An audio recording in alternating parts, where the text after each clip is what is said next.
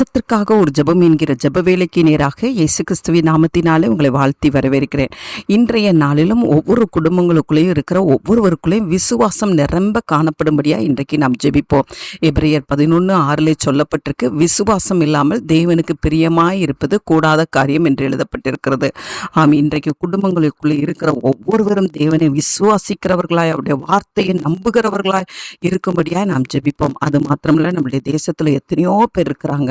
அவங்க எல்லாரும் தேவனை விசுவாசிக்கத்தக்க ஒரு திறந்த இருதயத்தை தேவன் தரும்படியாய் இன்றைக்கு நாம் பாரத்தோடு நாம் ஜெபிப்போம். ஜீவனுள்ள தேவனை விசுவாசிக்கத்தக்கதாய், உயிர் தெழுந்த தேவனை விசுவாசிக்கத்தக்கதாய், அவரை நம்பத்தக்கதாய், அவரை பற்றி கொள்ளத்தக்கதாய், அவருடைய வார்த்தையை நம்பி விசுவாசிக்கத்தக்கதான கிருபையை கர்த்தர் குடும்பங்களுக்குள்ளேயும் தேசங்களுக்குள்ளேயும் ஊற்றும்படியாய் இன்றைக்கு நாம் ஜெபிப்போம். நாம் யாவரும் கண்களை மூடி தேவனை நோக்கி பார்ப்போம். எங்களை நேசிக்கிறதான நல்ல தகப்பனே, இந்த நாளிலும் ஆண்டவரே அப்பா, குடும்பங்களுக்குள்ள ஒவ்வொரு பிள்ளைகளும் ஆண்டவரே தேவனை விசுவாசிக்கிறவர்களாய் இருக்க கர்த்தர் உதவி செய்யுங்கப்பா. ஆமாண்டவரே, தேவனுடைய வார்த்தையை விசுவாசிக்கட்டும் ஆண்டவரே. அப்பா, உம்முடைய அற்புத அடையாளங்களை ஆண்டவரே உம்முடைய பிள்ளைகள் விசுவாசிக்கட்டும் ஆண்டவரே.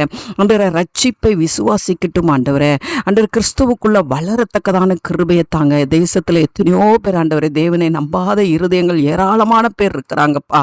ஆண்டவரே, அவங்க எல்லாம் ஆண்டவரே தேவ அன்புக்குள்ள கடந்து வரத்தக்கதாய், ஆண்டவரே தேவனை ஏற்றுக்கொள்ளத்தக்கதாய், ரட்சிப்படையத்தக்கதாய், ஆண்டவரே தேவனுடைய வார்த்தையின் மேல விசுவாசம் வைக்கத்தக்கதாய் கர்த்தர் இந்த நாளில் எங்க தேசத்துல இருக்கிற ஒவ்வொருவருக்கும் நீர் கட்டளையிடும்படியாய் ஜெபிக்கிறேன் சுவாமி.